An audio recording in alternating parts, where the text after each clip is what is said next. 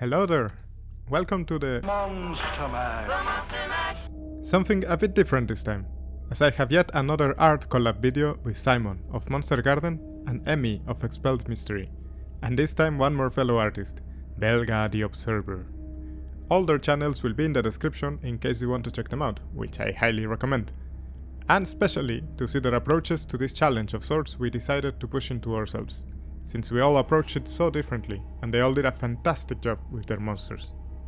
So, the basic premise was that we would all draw 10 monster parts for the pot, then scramble them up on a randomizer, and each of us would get 5 pieces to concept a creature out of them, with the additional rule that we could all pick one extra from the remaining parts, to further customize our critters if we wanted to push them in a particular direction.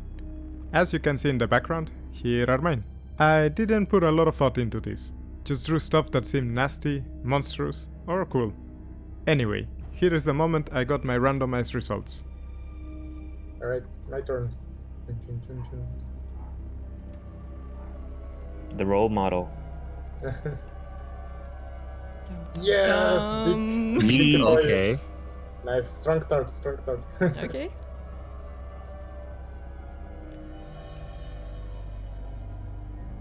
Oh, that's Long. not Oh, bad. I this- see, I see. It's gonna Okay. be cool. Okay, interesting. I got the beginning and the end already. I just need to figure out. It's just the middle.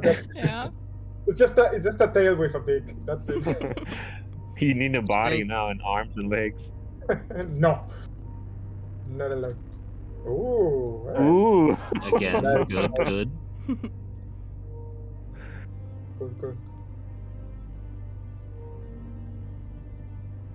Come on, that's fine. Wings, okay. That's good. Coming It's gonna be together. a weird render noodle. It's Just really a nice coming together, monster. man. Yeah, kind of. It's a bit weird. Oh, there you go. But it's another one of mine. Oh, Oh, big with That's the it. piece. But This is interesting. I guess no repeats, but that's interesting. I got like 3 of them. It's kinda funny how I got mostly my own monster parts, although I was really hoping for Trypophobia skin and didn't get it. Oh well, at least I'm glad someone else did. For my chosen piece, I decided on adding exposed torso to the mix. It just seemed to go really well with the concept of wounded skin, and I had an idea of what to do with it. So here is my process for the concept. As a first step for a concept, something I do for most of my more finished pieces was to gather reference, which you can see here. I use a very simple and useful program named PureRef for organizing my reference. Been using it for many years and I heartily recommend it for anyone looking to make art. And yes, I know some of the reference is pretty cursed, like that tongue with teeth. I had no idea where I found that one from. It's been sitting for 7 or so years in my reference folder, looking for its time to shine.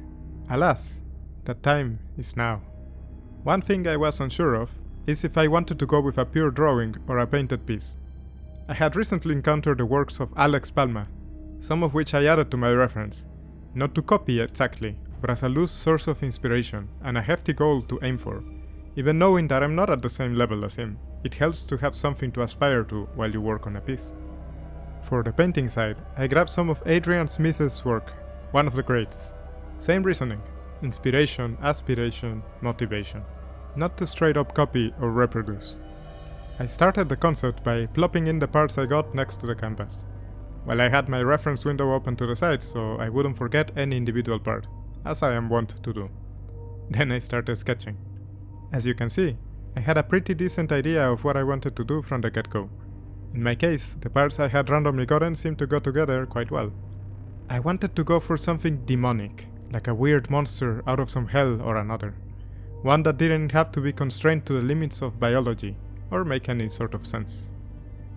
Eventually I settled on the idea that the exposed ribcage was like a mouth, beating the concept into a brutish, large bruiser monster with a lolling, teething tongue.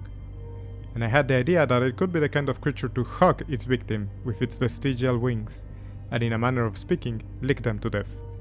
Not in a cute way, mind you, like a puppy, but using the embedded teeth on its tongue to rip and tear flesh from the bone. But eventually I chose to go with a weirder amalgamation, thinking that I was trying too hard to justify its weird anatomy, and that adding the whole tongue on top of it was distracting from the actual parts I got for the challenge. So I decided to merge the idea of the tongue with the spiky tail bit, making it into a weird lamia or snail sort of creature, with the spikes of the tongue being the same teeth as they elongated more and more towards the end. Two birds with one stone, you could say, or one tongue. Anyway, another thing that changed quite a bit was my implementation of the beak part of the brief. At first, I was taking it very literally, just putting a big one on top of the torso and calling it a day. But the posture reminded me of something, which is the position that baby birds take when they demand or get pre-digested food from their mothers. Baby animals, including birds, are very cute, and it's this cuteness and frailty that urge in us the instinct to protect them and take care of them. So when that instinct is subverted with something horrific or unnatural, it creates an uneasy feeling that I wanted to have in my piece. Ergo, baby bird head on a creepy muscular teeth-tongue body. One thing I did struggle with, however, was the tongue-tail thing. For a long time during the process, it was missing the recognizability of a tongue. It just looked like some weird sausage thing with teeth. Just a piece of meat.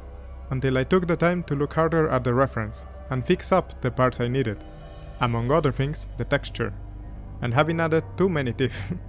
But I got there in the end, and I'm pretty happy with the saliva-like slime that I added as an afterthought.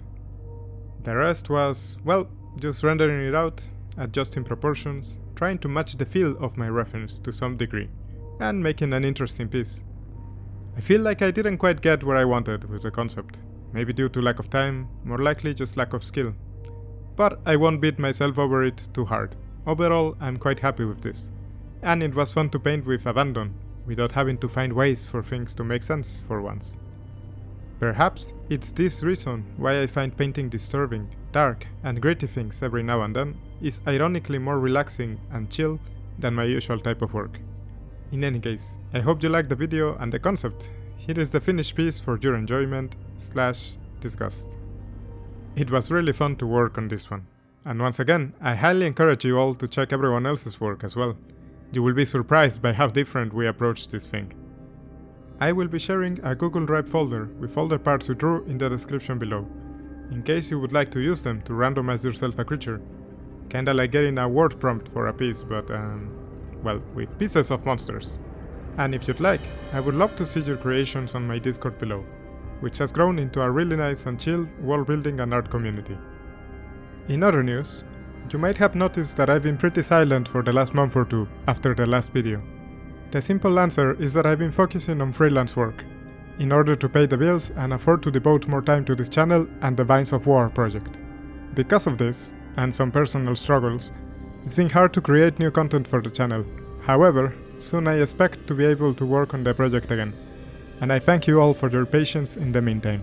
In any case, thank you for watching till this point and hope to see you around. Cheers!